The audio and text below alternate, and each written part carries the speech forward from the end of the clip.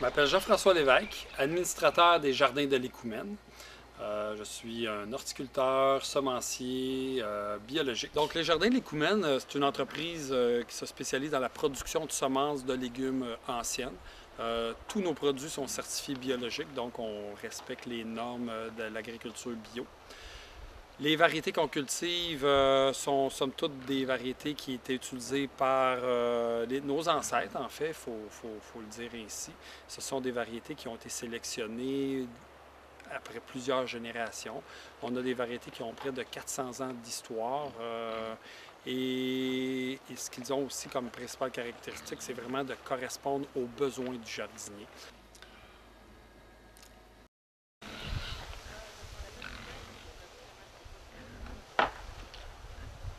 La plupart des gens perçoivent la nature comme où il faut exercer un contrôle, donc comme un ennemi. Nous, on a adopté plutôt une façon différente. On essaie de travailler plutôt avec la nature que contre elle. On cherche à comprendre comment elle fonctionne, comment on peut créer une multitude d'interactions à travers tous ces organismes vivants-là.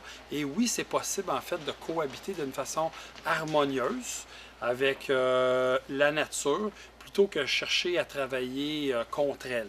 Donc, on accepte qu'à certains moments, il y ait des pertes. On accepte aussi, en fait, de partager les récoltes.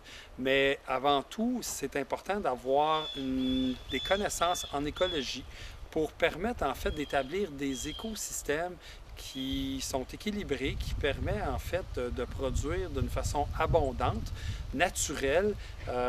En culture conventionnelle, tout ce qui finit par cide, pesticides, insecticides, acaricides, herbicides, cherche en fait à détruire les formes de vie. Alors nous, on travaille à l'opposé, donc on favorise plutôt la vie que plutôt la détruire.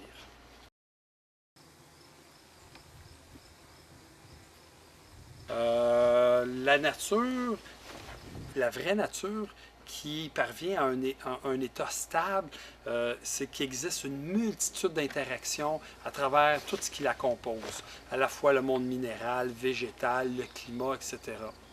Donc, on a, nous, intérêt, en fait, à comprendre et à utiliser ces mêmes systèmes, à favoriser, en fait, cette intégration harmonieuse. L'idée en arrière de cette compréhension-là, c'est avant tout, si on veut dire simplement, c'est d'implanter en fait la bonne plante à la bonne place, d'être capable de comprendre les besoins en fait des organismes vivants.